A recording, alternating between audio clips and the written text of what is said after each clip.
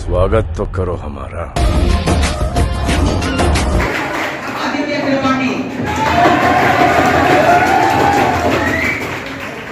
क्या है? ओजोन एक लेयर है जो कि एटमॉस्फेयर यानी धरती से लगभग 50 से 70 किलोमीटर ऊपर एक लेयर है। अब ये कोई प्लेटफॉर्म नहीं है, बस स्टेशन नहीं है जहां जाके आप जो है रुक सकते हो, खाना पीना खा सकते हो।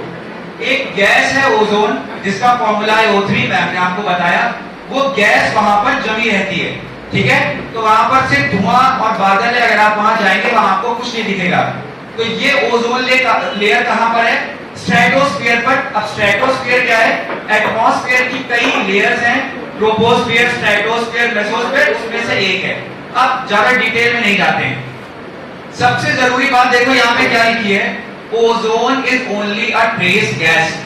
एक छोटी सी गैस है जिसकी मात्रा इतनी कम है, आप देख सकते हैं 10 million molecules of air. 1 million 10 lakh, 10 million 1 crore.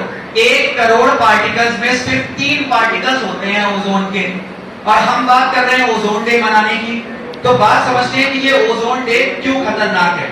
तो मैम ने आपको बताया, फ्रिज, डिओड्रेंट, जो भी आप चीजें यूज कर रहे हो, उनसे कुछ ऐसी चीजें निकल रही हैं जो ओजोन के पास जाती हैं, उससे कहती है आओ तो हमसे दोस्ती कर लो, और ओजोन को अपने साथ लेके वहां से चली जाती है। कहने का मतलब है केमिकल रिएक्शंस होते हैं जिनकी वजह से वो ओजोन जो वहां पर बैठी थी वो डिस्टर्ब होके हट जाती है। तो अब ये जब हट जाती है तो इसको हटाने के लोग कौन है? CFC, HFC, ये सब लोग हैं। मैंने सिर्फ एक लाइन लिखी है छोटे से प्रोसेस के लिए। एक क्लोरीन एटम, अगर एक क्लोरीन एटम अपनी पर आ जाए तो वो 1 लाख ओजोन मॉलिक्यूल्स को हटा सकता है थ्रू केमिकल रिएक्शंस। तो आप समझ सकते हैं कि एक क्लोरीन एटम जब 1 लाख को हटा सकता है तो ओजोन लेयर को डिप्लीट होना कोई बहुत बड़ी बात नहीं है।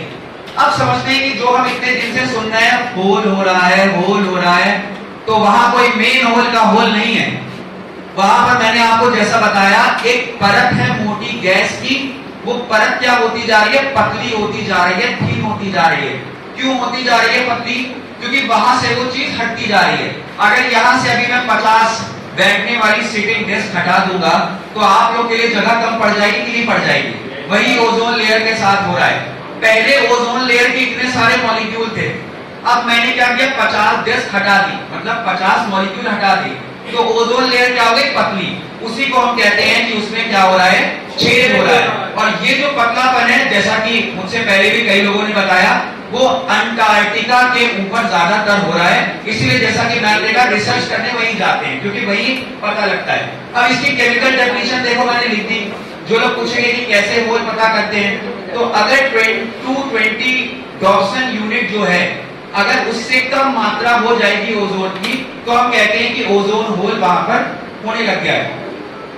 ये कुछ वो सामग्रियां हैं जो तुम इस्तेमाल करते हो। अब इसमें क्रीम, पाउडर, फेशियल से लेके डिओड्रेंट से लेके सब कुछ आ जाता है। तो मैंने इसका परसेंटेज यहाँ पे डाल दिया है।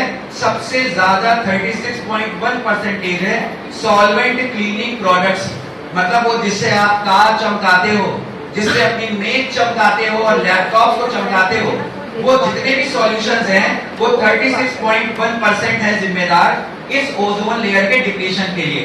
अब उसके बाद आप देख सकते हो एसी और फ्रिज का कितना योगदान है? 30% का। तो आप इससे समझ सकते हो कि कौन सी वो चीज है जो ज्यादा कर रही है इसको, ओजोन डिप्लीशन को।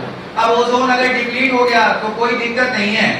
सन की कुछ रे आएंगी, उनमें यूवी आएगा, वो यूवी तुम्हारे साथ फिर मस्ती करेगा।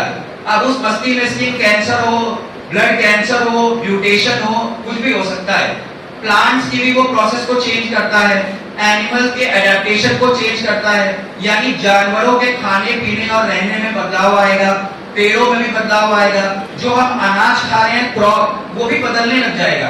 तो जाहिर सी बात है कि धीरे धीरे इसका असर हो रहा है, लेकिन ये 10-20 साल बाद बड़ा असर करेगा। तो अब देखते हैं कि ये ओजोन जिसके बारे में इतना बात की जा रही है, जैसा कि मैम ने बताया, ये उसी जगह पर खतरनाक है। ये नीचे अगर आ जाए तो इसका काम कुछ और है। देखो इसका काम क्या है?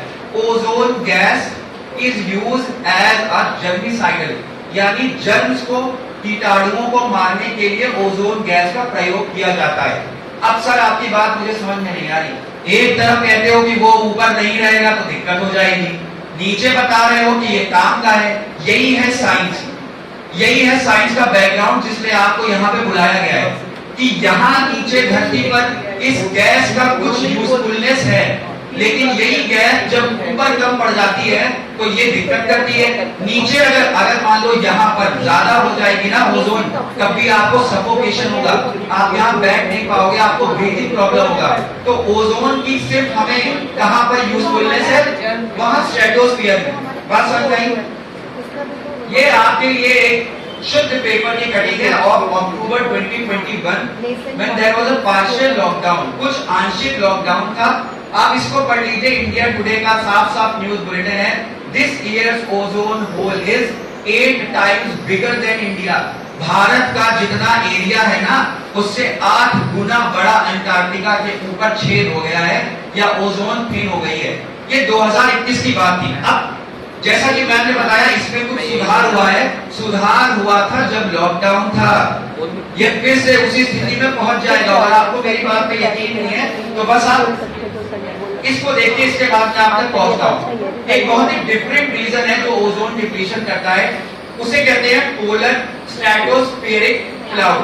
स्ट्रेटोस्फेयर क्या है? एटमॉस्फेयर की परत जो जमीन यानी लैंड से 50 से 80 किलोमीटर ऊपर है। वहां पर क्या होता है, कुछ बादल बनते हैं जिन्हें हम कहते हैं पोलर स्ट्रेटोस्फेरिक क्लाउड। वैसे तो बादल बड़े अच्छे हैं, बारिश करते हैं, लेकिन ये बादल हानिकारक है। इस बादल के दो काम है। एक बात ये क्या करता है, ये बादल उन केमिकल को जगह, जैसे इस लैपटॉप को मैंने इस डायस पर या इस पोडियम पर रखा है, ये पोडियम ना होता तो हाथ में लेके नहीं घूमता मैं, तो वो पोडियम बन जाता है पोलर स्ट्रेटोस्फेरिक क्लाउड। और उसमें जो आपके एसी और रेफ्रिजरेटर के केमिकल्स हैं, उनसे कहता है आओ तुम यहाँ पर बैठो। फिर वो वहां पर बैठ लिया करते हैं, रिएक्शंस करते हैं और ओजोन को वहां से खिसका देते हैं। दूसरा क्या है, कुछ ऐसे भी एटमॉस्फेयर में कंपाउंड हैं, गैसेस हैं, जो इस ओजोन लेयर के डिप्लीशन को रोकते हैं। नेचर ने क्या रखा है, बैलेंस का रखा है। जैसे अगर हिरन ज्यादा हो जाए तो घास खत्म हो जाएगी, हिरन को कंट्रोल करने के लिए शेर है। वैसे ही ओजोन डिप्लीशन को कंट्रोल करने के लिए कुछ नाइट्रोजन के कंपाउंड्स एटमॉस्फेयर में घूमते हैं। लेकिन जब ये बादल बन जाता है पोलर स्ट्रेटोस्फेरिक, तो ये उनको भी भगा देता है। यानी ओजोन लेयर को जो रोक रहे थे डिप्लीट होने से, उनको भी भगाता है, और जो उसको खराब करते हैं उनको आश्रय देता है, शरण देता है, प्लेटफॉर्म देता है और कहता है आओ तुम हमारे यहाँ आओ और हमारे आंगन में रिएक्शन करो। सर मैं आपको बात, अब ये है कुछ छेद। This is a picture from NASA satellite. एक सैटेलाइट है मोदिस, इसका यूज करती है नासा, और इसका रेगुलर पिक्चर लिया जाता है क्योंकि जियो स्टेशनरी जो ऑर्बिट होती है उसमें ये 24 घंटे में 2 बार सैटेलाइट घूमती हैं, ये 2 बार इमेज लेती हैं। और ये जो आपको ब्लू कलर का दिख रहा है ना, हल्का सा ब्लू, ये है छेद। लेकिन ये था 2019 का, ये थोड़ा सा कम हुआ लॉकडाउन में, अब फिर से ये धीरे धीरे क्या हो रहा है, बढ़ना शुरू हो रहा है। तो ये एक छेद